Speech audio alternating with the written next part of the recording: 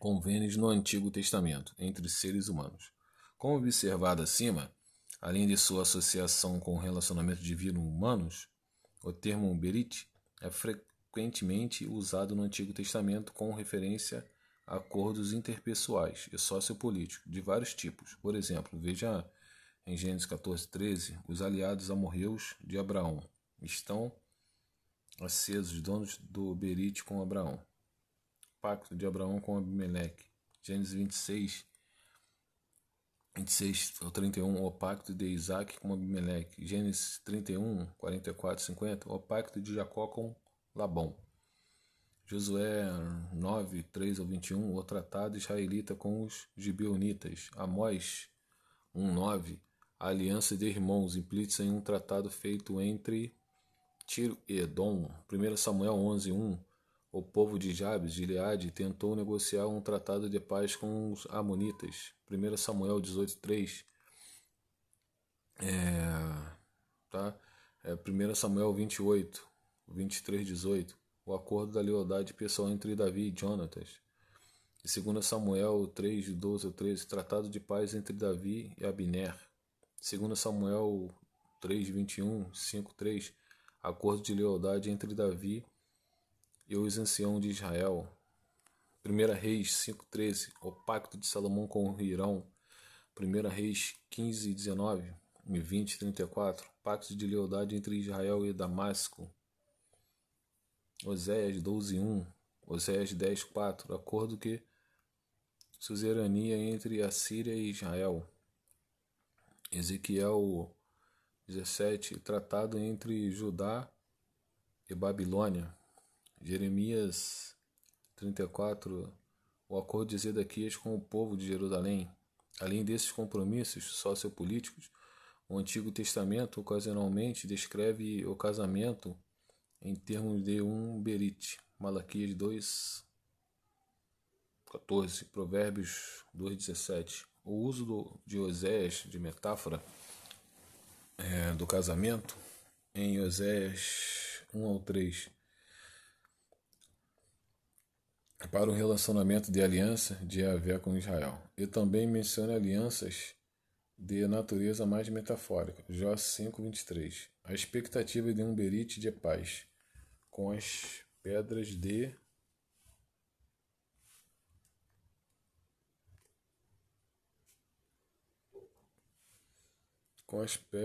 o campo e os animais selvagens. Jó 3:1, berit de Jó com os olhos.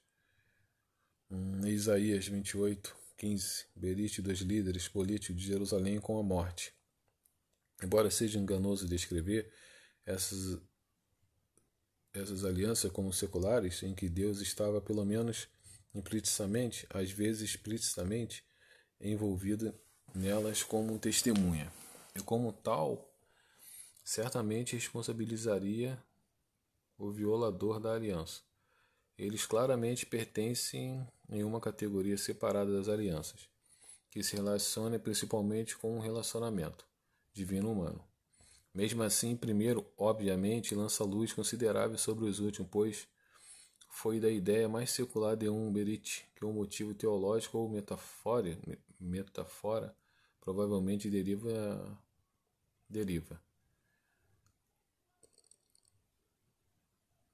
Pois foi da ideia mais secular de um berit que o motivo teológico ou metáfora provavelmente deriva.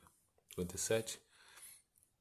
Fica claro pelos textos pesquisados acima que um berit abrange uma ampla gama de relacionamentos humanos eletivos em oposição aos naturais, um compromisso entre indivíduos ou famílias, um tratado sucerano-vassalo, uma aliança militar e até um pacto feito consigo mesmo. Devemos perguntar, portanto, o que esses arranjos têm em comum, além de sua descrição compartilhada como um berit. Pelo menos duas observações importantes são dignas de nota. A. Alguma forma de sensação divina é geralmente implícita para os violadores da aliança. B. O estabelecimento de tal pacto foi geralmente retificado por meio de um juramento solene. De fato, este último poderia muito bem ser descrito como a condição sine que non de uma aliança. 59. Embora Lum Pink 1967, né, possa ter ido longe demais ao definir um berite em termos de um juramento. Agora é amplamente reconhecido que um juramento era de fato um pacto indispensável na retificação de uma aliança. 60. Assim entendido, é esse pacto que constitui o mais importante denominador comum entre as várias alianças atestadas nas Escrituras. Cada um de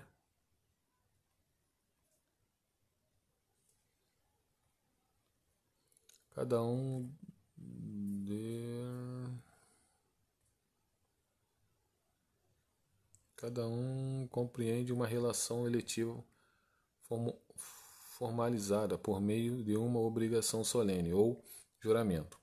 Podemos concluir provisoriamente, portanto, que um dos conceitos chaves ou ideias básicas transmitida pelo termo berite é a natureza solene do acordo que ele consagrou, fora selado com um juramento. No entanto, esta hipótese deve ser testada à luz de outra categoria principal de berite, refletida no Antigo Testamento, ou seja, um berite diretamente associado a um relacionamento divino-humano.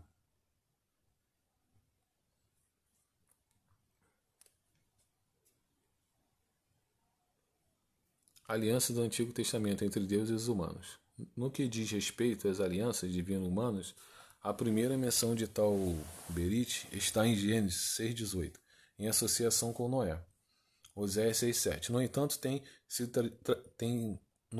tem sido tradicionalmente entendido como se referindo a uma aliança que foi estabelecida entre Deus e Adão, e, portanto, por esta e outras razões, muitos intérpretes identificam o primeiro berite divino-humano como adâmico, muitas vezes referindo como uma aliança de obras probatória, ou mais recentemente, como uma aliança com a criação.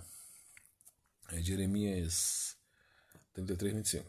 Estas últimas ideias serão exploradas mais detalhadamente abaixo. Neste estágio, basta sublinhar que seja percebido como um desenvolvimento inteiramente novo na história da salvação ou a renovação de uma aliança já existente, a relação entre a aliança de Noé ou universal e o propósito criativo de Deus não está em dúvida. Embora mencionado pela primeira vez em Gênesis 6,18, esta aliança aparentemente não é ratificada até depois do dilúvio. Gênesis 8:20, 9:17, onde Deus promete solenemente com um juramento, 54:9, a conter as forças do caos e manter a ordem criada. O próximo exemplo de um berite divino humano está associado a Abraão, Gênesis 15:18, onde o idioma comum de cortar, hebraico karat, um berite, é empregado pela primeira vez. Esse idioma particular provavelmente deriva do ritual envolvido no estabelecimento de muitas dessas alianças. Gênesis 15:10, Jeremias 34:18, 62. Uma terminologia diferente é encontrada em Gênesis 17, um capítulo cujo foco também é berite, entre Deus e Abraão. Aqui é antecipado que a aliança será estabelecida dada, hebraica, Natan, Gênesis 17:2, ou estabelecida, hebraico, Equim, e há alguns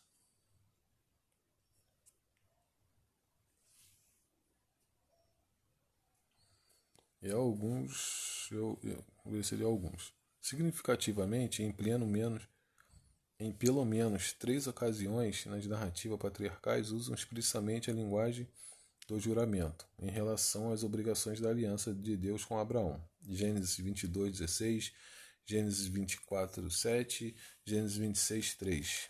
Uma associação de ideias que são atestadas em vários outros textos bíblicos. Êxodo 6:8, Êxodo 13:5, Êxodo 32:13, Êxodo 33, versículo 1, Números 11:12, 14:23, 30, 30, versículo 11. Deuteronômio 1, 8, 4, 31. E assim, Josué 1, 6, 21, 43, 44. Juízes 2, 1. 1 Crônicas 16, 16 até o 17. Neemias 9, 15. Salmos 105, 9, 10. Jeremias 11, 15. 32, 22. Ezequiel 20, 28. 42, 47, 14. Lucas 1, 72, 73. E Hebreus 6, 13 e 16 até o 17. Claramente aludido nas narrativas patriarcais subsequentes, um berite divino humano não é mencionado explicitamente novamente até chegarmos ao livro de Êxodo, onde também abrange Isaac e Jacó, e serve como base para a libertação de Israel do Egito, lá em Êxodo, Reis e Neemias. Quando o termo é encontrado em Êxodo 19, 15, parece antecipar o próximo grande desenvolvimento da aliança. Ou seja, o berite estabelecido entre Yahvé e Israel, a retificação desta aliança nacional, geralmente descrita como mosaica ou sinaítica, por meio de uma cerimônia de aliança envolvendo ritual de sangue, é descrita em Êxodo 24, versículo 66. Curiosamente, não há menção explícita de um juramento divino no contexto da retificação da aliança no Sinai, embora alguns textos pareçam aludir a tal juramento. Por exemplo, Números 14, 16, Deuteronômio 28, 9, 31, 23, Ezequiel 16, 8, 59 ao 60, 60, 20, Miqueias 7, 20. Também Êxodo 13, 11, 67. E tal certamente mencionado explicitamente em relação à renovação ou refazer desta aliança nas planícies de Moabe. Deuteronômio 29, 12, versículo 14 e 19. As obrigações impostas ao povo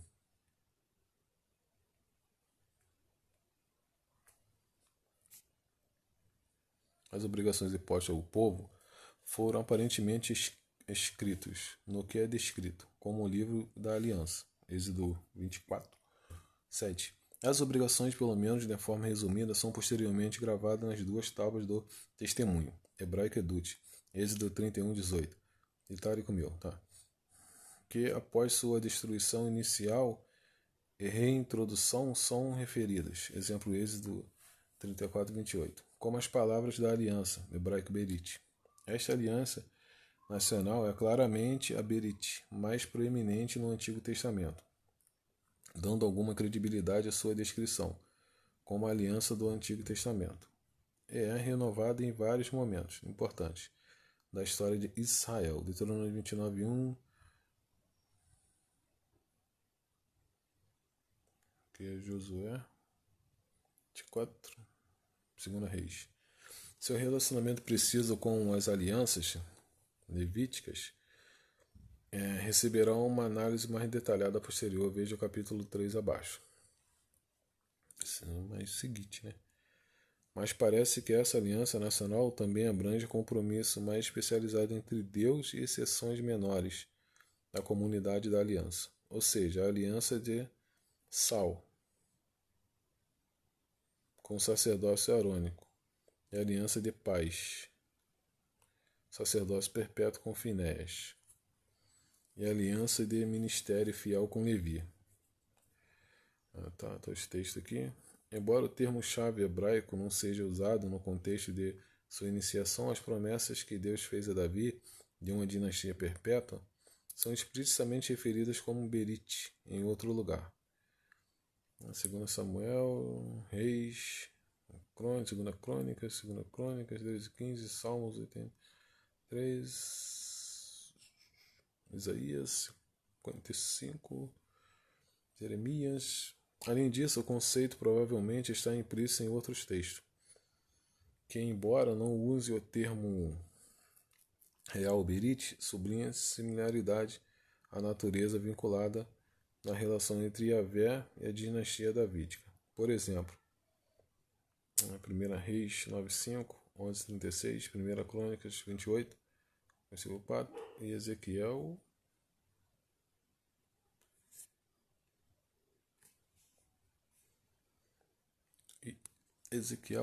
37, 24 e 25. A maneira pela qual a linguagem do juramento é empregada nos textos bíblicos referentes à aliança real é Salmos 89, 3, em diante, Atos 2, 20.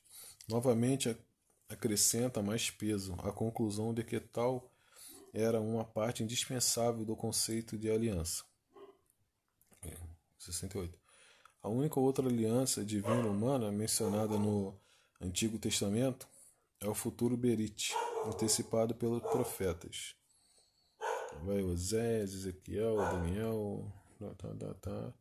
A relação precisa entre esta nova aliança, Jeremias 31, 31, e seus antecedentes precisa ser cuidadosamente explorada, mas se ela é percebida em termos de uma renovação da aliança, ou seja, da aliança iniciada no Sinai, ou com um desenvolvimento radicalmente novo.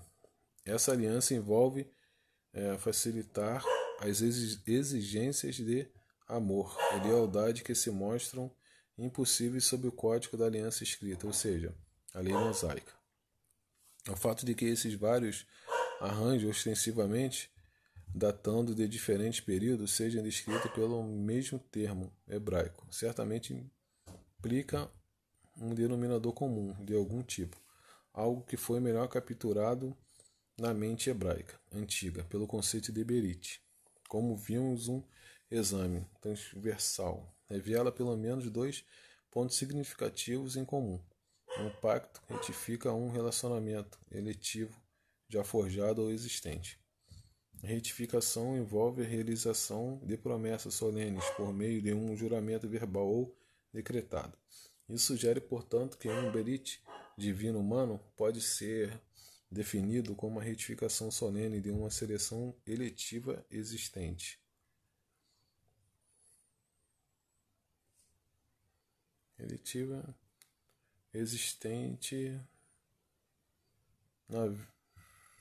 Navio que envolve promessas e obrigações seladas com juramento.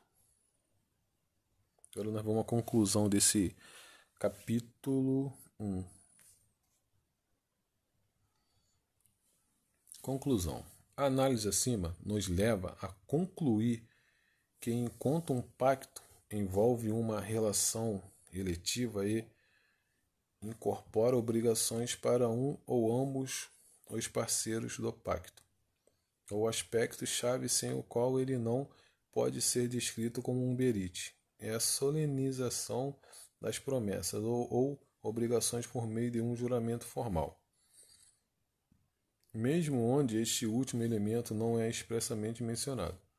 Uma leitura atenta do material bíblico leva à conclusão de que tal juramento sempre esteve implícito no que diz respeito a um berite. Assim, no que se segue, a seguinte definição de um berite servirá como base para o nosso exame das alianças divino-humanas nas Escrituras. Um compromisso solene garantindo promessas ou obrigações assumidas por uma ou ambas as partes, seladas com um juramento. E nós vamos para o capítulo 2. O capítulo 2 vai falar a aliança e o propósito universal de Deus. Muito obrigado aí por quem assistiu. Estou traduzindo esse livro aí, né? Lendo com vocês. Selado com um juramento. Um livro que é uma coleção de estudos do D.A. Carson.